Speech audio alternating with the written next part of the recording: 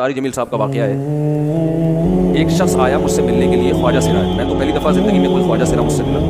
میں سمجھا کہ پراپر آدمی, اتنی بڑی اس کی داڑھی اور رنگ ماشاء اللہ بڑے مردانہ وجہ. لیکن جب بات چیت کا انداز ہوتا ہے تھوڑا سا, آپ کو ایٹیٹیوڈ سے اندازہ ہو گیا کہ یہ مکمل مرد نہیں ہے. تو اس نے مجھے خود بتا دیا میں خواجہ سرا ہوں. میں نے کہا بھائی ہم سے ملنے کے لیے کیسے آیا آپ, اتنی بڑی گاڑی آپ کی. اس نے اپنا جو واقعہ سنایا نا, میں 3 دفعہ وہ واقعہ سناتے نہیں رویا. اور جب وہ سنا رہا تھا اس وقت میرے آنکھوں سے آنسو نکل رہے. اس نے یہ ابھی بھی میرا بیان سنتا ہے وہ. اس نے واقعہ سنایا کہ میں جب پیدا ہوا تھا نا تو میں خواجہ سرا تھا. گھر میں ایسا بچہ پیدا ہو جائے والدین کی طرف سے عزت نہیں ملتی. جب 10-12 سال کا ہوا تو نہ بھائی مجھے عزت دے رہا ہے اور نہ میرا والد مجھے عزت دے رہا ہے. میں بھائی کے ساتھ کہتا ہوں مجھے باہر لے کے جاؤ تو کہتے لوگ میرا مذاق اڑائیں گے. تو میں دیکھوں ظاہر ہے اس کی حرکتیں تھوڑی زنانہ لڑکیوں والی حرکتیں ہوتی ہیں. اور والد بھی کہیں محفلوں میں نہیں لے کے جا رہے, ایک مذاق اڑایا جاتا ہے. یعنی ایک دفعہ میں کہیں گزر رہا تھا تو یہ جو ہوتے ہیں نا خواجہ سراؤں کی پوری ایک جماعت تھی. انہوں نے مجھے پہچان لیا, دیکھا اتنا اچھا اس وقت نہ اس کی داڑھی, اور یعنی اس میں خواتین والی ہی علامتیں تھیں زیادہ. تو انہوں نے مجھے کہہ رہے اتنی عزت دی, کھانا کھلایا اور اپنے گرو کے پاس لے کر گئے. اور گرو نے کہا کہ تم ہمارے ایجنٹ بن جاؤ, ہم تمہیں پھر ڈانس ماس کروائیں گے, آدھے تمہارے آدھے ہمارے, جو بھی اس کا سیٹ. کہہ رہے مجھے پہلی دفعہ کہیں عزت ملی. لیکن میرے ابا کو پتہ چل گیا تو ابا نے لا کے طبیعت سے کوٹ دیا کہ دوبارہ ان میں نہیں بیٹھنا. ٹھیک ہے ہم نے توبہ کر لی بھائی, برے لوگ ہیں, ڈانس ماس اچھی چیز نہیں ہے. ٹھیک ہے تو اب کیا ہوا, کہتے ہیں کہ پھر جو ہے نا کچھ دنوں میں کہیں کسی سے جھگڑا میرا ہوا کسی بات پہ, تو اس نے انتقام لینے کے لیے شکایت لگا دی ابا کو کہ یہ دوبارہ ان کے پاس گیا. حالانکہ وہ جھوٹی شکایت تھی. اب ابا کو لگا کہ یہ صحیح کہہ رہا ہے جس نے شکایت لگائی ہے, کیونکہ شبہ تو تھا نا ابا کو دوبارہ جائے گا. ابا نے پھر مارا. کہہ رہے ہیں میں بول رہا ہوں کہ میں نے یہ کام نہیں کیا, میں نہیں جا رہا ان کے پاس, میں نہ ناچ گانا سیکھ رہا ہوں, کچھ بھی نہیں. لیکن ابا نے اس کی باتوں میں آ کے انکوائری نہیں کی ہوگی پوری, وہ سمجھے ہوں گے کہ بھائی ایسا ہی ہے. تو ابا نے پھر کٹائی لگائی. اس کے دل میں منفی جذبات پیدا ہو گئے اور یہ گھر سے بھاگ گیا کہ بھائی مجھے ویسے تو عزت نہ یہاں مل رہی ہے اور میں اب ذلت برداشت بھی کر رہا ہوں تو بھی. کہہ رہے میں وہاں چلا گیا. تو جب میں وہاں گیا ہوں نا خواجہ سراؤں کے ہاں, تو وہی گرو اور ڈانس, اور پھر اس نے مشہور کچھ ایکٹروں کے نام بتائے جن کے ساتھ ہم ڈانس کرتے تھے, اور پیسے آنا شروع ہو گئے, آدھے گرو کی جیب میں آدھے ہماری, اور ہٹو بچوں. لیکن ظاہر ہے کوئی عزت دار راستہ تو نہیں ہے نا. کہہ رہے ہیں کہیں سے تبلیغی جماعت میں حضرت مولانا طارق جمیل صاحب آ گئے. انہوں نے اجازت مانگی, ہمارے گرو کو پیغام بھیجا بھائی مجھے ایک دفعہ یہاں آ کے دعوت دینے کو. اس نے اجازت دے دی, آ جاؤ بھائی.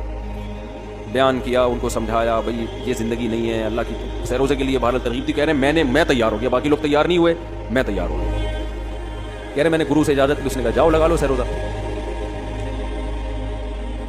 تو کہتا ہے کہ جب میں حضرت کے گھر پہ گیا ہوں نا تو حضرت پہلے سے دروازہ کھول کے ایسے انہوں نے دونوں بازو پھیلائی استقبال کے, پہلے سے کھڑے گئے علماء کے ساتھ.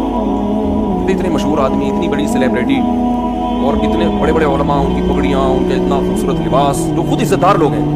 کہہ رہے ایسے جو ہے نا میرے استقبال کے لیے دونوں بازو پھیلا کر کھڑے ہوئے, اور ایسے مجھے بیٹا بنا کے نا اپنے سینے سے لگا کہ تو میرا بیٹا ہے.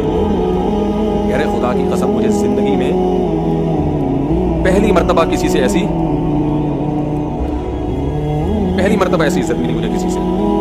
اور اس عزت دینے میں مولانا کا کوئی مفاد, بولو بھائی, کچھ بلکہ ذلت ہو گئی نا. لوگ کہتے ہیں خواجہ سرا کو بیٹا بنایا, اور اس وقت اس پہ بیچارے میں کچھ زنانہ سی علامتیں بھی تھی.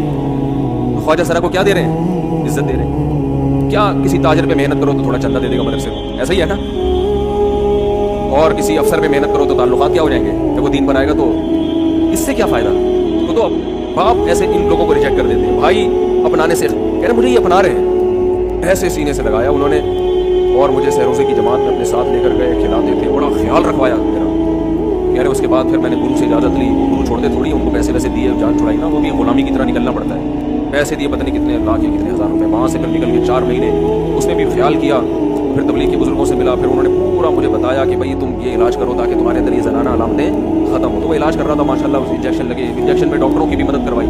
یہ ایسی NGO ہے میرے بھائی جس کو کوئی بھی NGO نہیں کہتا, نہ ان کے کوئی اشتہار آ رہے ہیں. کتنے لاکھوں لوگوں کو اس طرح سے یہ لے کر بھی آئے اور ان کے مسائل بھی حل کیے, اگر نہ کوئی ویڈیو بن رہی ہے نہ کوئی اشتہار آ رہا ہے. یہ تو اس نے خود مجھے بتا دیا نا. اس نے کہا ایسے سینکڑوں لوگوں کے ساتھ ہوا ہے. تو اس کی ماشاء اللہ داڑھی نکل گئی. اس نے کہا آہستہ آہستہ میں اللہ سے امید ہے کہ مکمل مرد بن جاؤں. تو یہ ہے وہ دعوت جس میں آپ کا کوئی مفاد, بولو